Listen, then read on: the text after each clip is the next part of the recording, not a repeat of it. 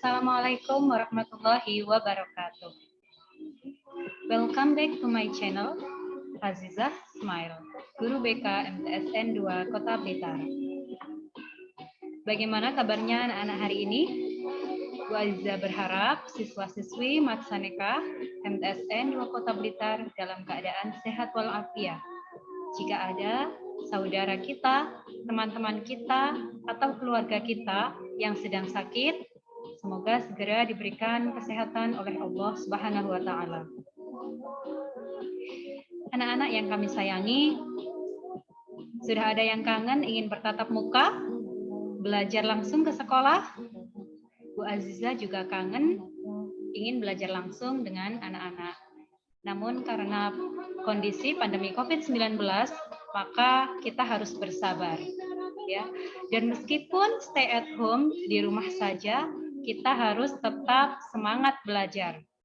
Bagaikan Ibu Kartini yang pada saat itu dia dipingit, tidak boleh keluar, namun hal itu tidak menghalanginya untuk tetap semangat belajar. Dia otodidak, belajar secara mandiri di rumah, banyak membaca buku, mengamati lingkungan yang ada di rumahnya, belajar keterampilan-keterampilan yang ada di rumah, sehingga dia pun menjadi wanita tangguh dan orang hebat. Marilah kita ambil hikmah dari Ibu kita Kartini untuk saat ini kita tetap di rumah namun harus selalu semangat belajar.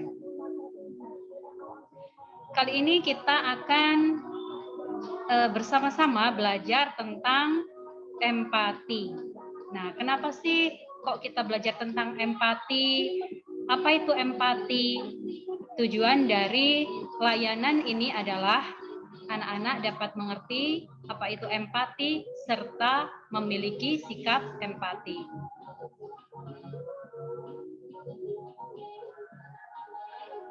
Oke. Situasi pandemi global COVID-19 ini membuat semua orang merasa khawatir, cemas, dan was-was, baik secara fisik, psikis, maupun materi. Hal ini membuat orang akhirnya fokus pada keselamatan diri dan bagaimana caranya mempertahankan hidup di tengah pandemi. Namun sebagai makhluk sosial, kita tidak bisa hidup tanpa orang lain. Oleh karena itu, di masa pandemi justru kita harus saling bahu-membahu, membantu dan memberikan dukungan satu sama lain agar kita mampu melewati pandemi ini dengan baik. Bangsa Indonesia terkenal dengan ciri khasnya yaitu gotong royong, di mana di dalamnya ada empati. Empati inilah salah satu sikap yang harus kita miliki. Apa sih itu empati? Empati yaitu perasaan di mana kita ikut merasakan dan memahami perasaan yang dialami orang lain. Jadi misalnya ada teman kita yang biasanya dia itu suka tertawa, ceria, namun pada hari itu dia terlihat murung, sedih, tidak mau berbicara. Nah, orang-orang yang memiliki sikap empati itu dia bisa mengerti bahwa ada hal yang aneh dengan temannya. Dia pun bertanya dan ikut merasakan apa yang dirasakan oleh temannya. Manfaat empati yang pertama yakni kita akan mempunyai perasaan yang peka, di mana perasaan peka ini adalah suatu sikap yang berharga yang akan dibutuhkan selalu hingga nanti kita terjun di masyarakat. Yang kedua yakni kita dapat peduli kepada lingkungan dan sesama. Kemudian kita menjadi orang yang suka menolong serta kita akan mendapatkan banyak teman. Menurut Goleman, pencetus istilah kecerdasan emosional, ada 3 macam empati.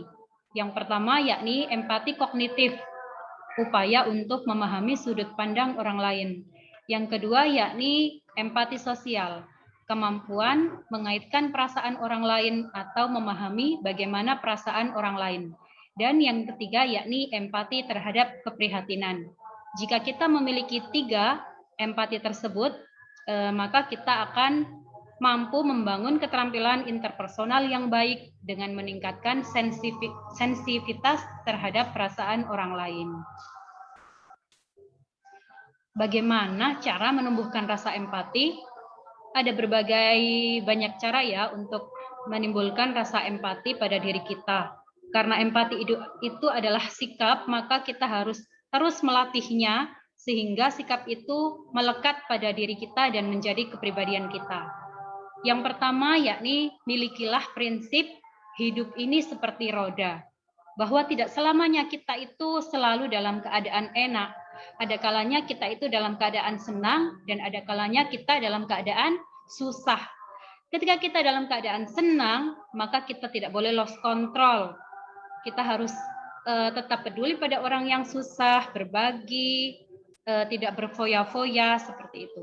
Dan ketika kita dalam keadaan susah, maka jangan pernah putus asa. Karena hidup ini seperti roda, saling bergilir, ada di atas dan ada kalanya kita di bawah. Kemudian cara yang kedua yakni respect terhadap semua orang. Jangan suka pilih-pilih ya, karena kita tidak tahu siapa orang yang benar-benar baik kepada kita. Kalau kita baik kepada semua orang, ketika kita nantinya dalam keadaan susah, orang-orang akan kembali respect kepada kita. Jadi kita tidak tahu siapa orang yang nantinya akan membantu kita. Bukan hanya orang-orang yang kaya, bukan hanya orang-orang yang pandai, tapi kita tidak tahu siapa nanti orang yang ditakdirkan oleh Allah untuk dekat dan bisa membantu kita saat dalam kesusahan. Kemudian cara untuk menumbuhkan rasa empati lainnya yaitu dengan jalan-jalan ke tempat orang yang susah, misalnya ke panti asuhan. Di sana kita akan melihat anak-anak yang sudah tidak memiliki ayah dan ibu. Betapa sedihnya mereka. Nah, dengan jalan-jalan ke tempat orang susah itu, kita bisa menumbuhkan rasa empati. Terus berpikir positif dengan memberi tanggapan-tanggapan positif.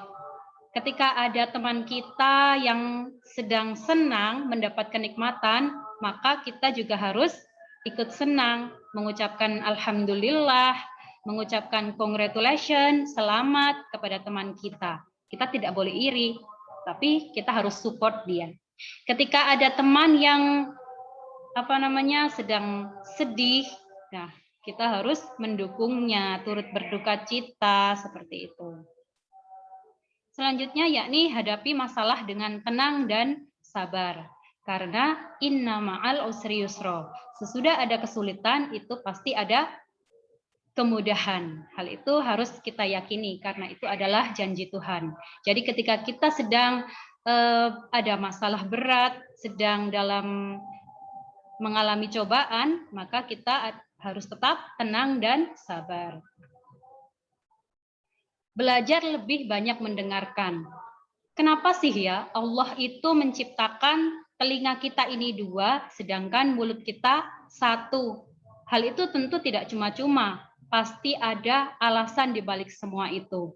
Bagi kita manusia yang diberikan akal, ulul albab, orang-orang yang mau berpikir, tentu ada hikmahnya. Yakni kita semestinya lebih banyak mendengarkan daripada berbicara. Seringkali mulut kita ini terpleset, ghibah, nyinyir, seperti itu.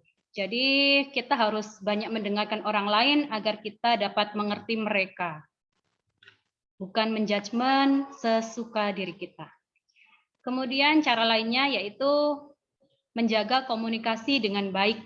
Kita tidak bisa hanya berprasangka, mengira-ngira.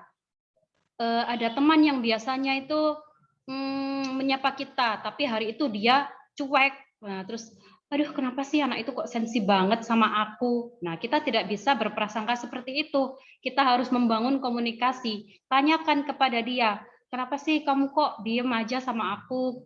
Tadi ketemu aku kok nggak nyapa. Nah, pasti dia akan menjelaskan, maaf gigiku sedang sakit. Nah, ternyata bukan karena dia itu sensi sama kita, tapi dia sedang sakit gigi. Dengan berkomunikasi, rasa empati kita akan tumbuh. Itulah beberapa cara untuk menumbuhkan rasa empati. Marilah kita terapkan dan semoga kita menjadi pribadi dengan kemampuan empati tinggi. Thanks for your nice attention. Stay safe, stay healthy, stay at home. Wassalamualaikum warahmatullahi wabarakatuh.